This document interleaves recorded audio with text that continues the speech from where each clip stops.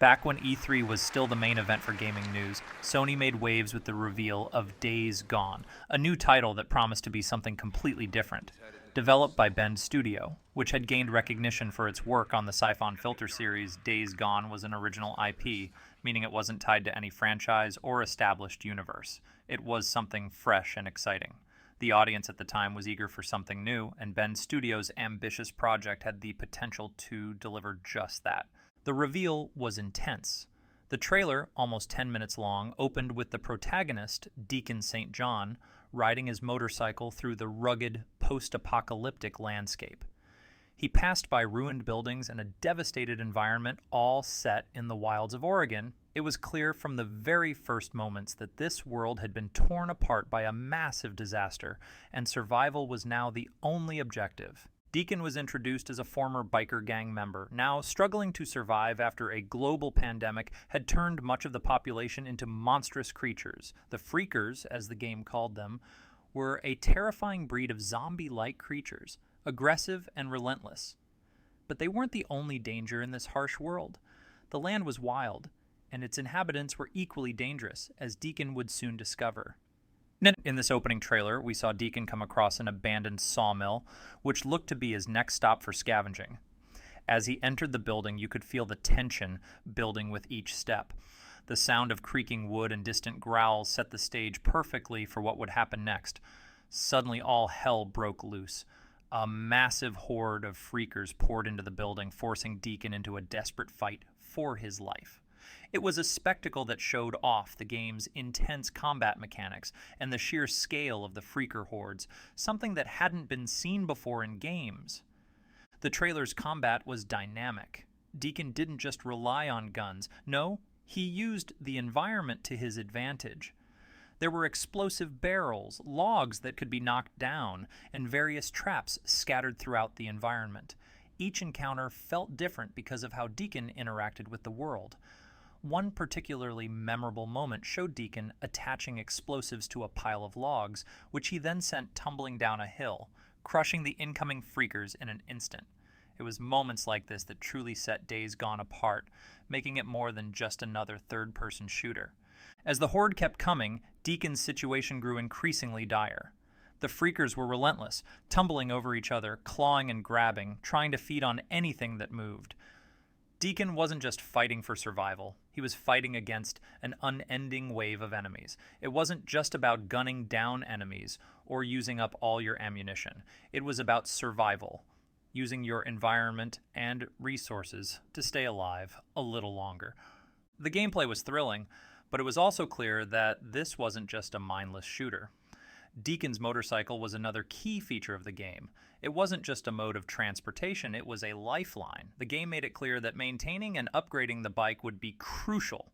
The bike needed fuel, and running out in the middle of freaker territory could be catastrophic. Players had to scavenge for gas, constantly keeping track of their supplies, while also looking for weapons parts and crafting materials.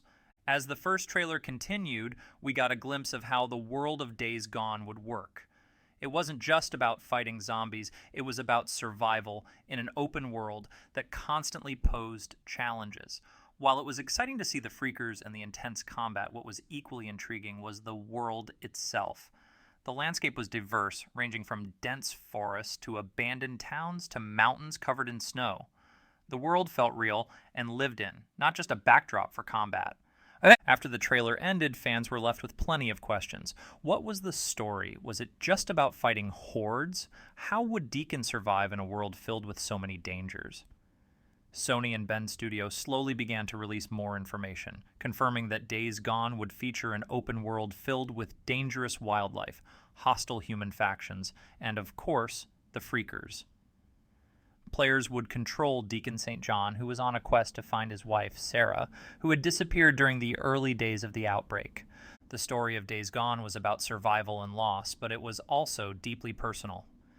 Deacon wasn't just surviving in a world gone to hell. He was dealing with his grief and the emotional fallout of a world that had been torn apart. As he traversed this world, Deacon would encounter various other survivors. Some would help him, others would try to kill him. There were also factions that controlled different areas of the world, each with their own motives. The dynamic between these groups added depth to the world, showing that the fight for survival wasn't just about avoiding freakers. But what made the game even more interesting was the combat mechanics. While Days Gone wasn't just about shooting everything in sight, firearms were a big part of the game. But guns were also loud, and they could attract freakers. Stealth, therefore, became an essential part of the gameplay. Players could use the environment to hide and sneak around, avoiding detection when possible. If they got caught, they'd have to rely on their combat skills to fight their way out. There was a delicate balance between making noise and staying quiet, between taking on enemies head-on or using strategy to avoid them. But while the freakers were the main threat, they weren't the only danger in the world. In fact, Days Gone also had infected wildlife, such as wolves, mountain lions, and even bears. These creatures were just as dangerous as the freakers, and they would stalk Deacon through the forests, adding another layer of tension to the game. Dealing with these creatures wasn't just about shooting them, it was about using your environment to trap them or sneak past them. The world of Days Gone was harsh and unforgiving, but it was also beautiful. The open world was full of secrets, with abandoned cabins, old highways, and scattered wrecks waiting to be explored. But the journey wasn't easy. Days Gone was a game that required patience. It wasn't about rushing through the story, but about taking your time, scavenging, and carefully planning your next move. Every choice mattered, whether it was deciding whether to fight or flee, or whether to upgrade your bike, or save your supplies for something else. The game's release, which had initially been scheduled for 2018, was delayed several times before eventually launching in 2019. The delays, while concerning, were understandable given the ambition of the project. Sony's other first-party games had set a high bar for quality, with titles like Uncharted 4, Horizon Zero Dawn, and God of War leading the charge. Expectations for Days Gone were incredibly high. When Days Gone finally launched, it was met with mixed reviews. Critics praised the game's visuals, its open-world design, and the sheer scale of the freaker hordes. However, the game also faced criticism for its pacing and repetitive gameplay. The story, while solid at the start, started to falter in the second half. The side missions, while enjoyable for some, were seen as repetitive and not always rewarding. The technical issues, such as frame rate drops and bugs, also hampered the experience for many players. Despite these issues, Days Gone found a dedicated fan base.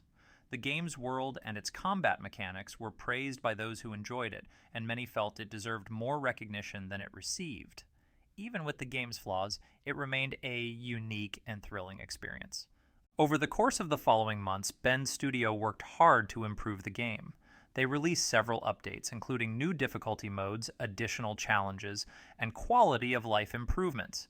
These updates added more replayability and improved the overall experience, addressing many of the issues that players had faced at launch.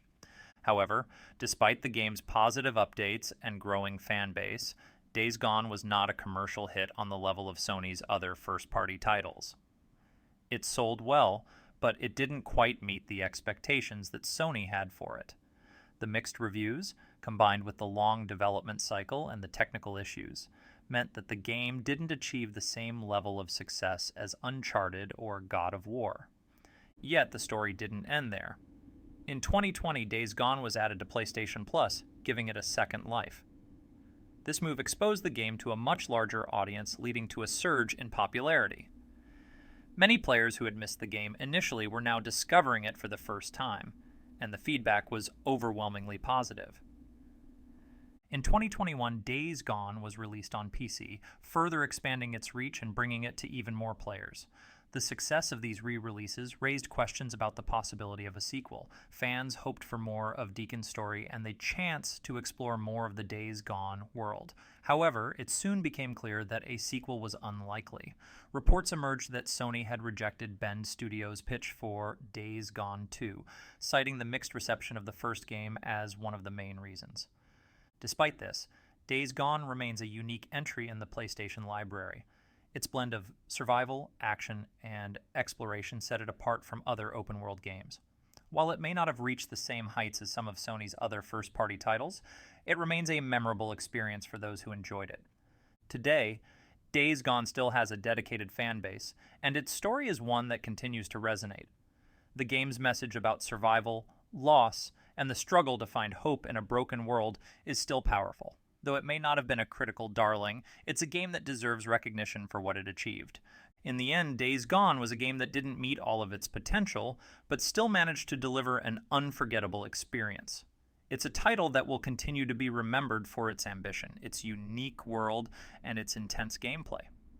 And while it might not have gotten the sequel it deserved, it remains a testament to the creativity and vision of Bend Studio. It's a game that, despite its flaws, is still worth playing today.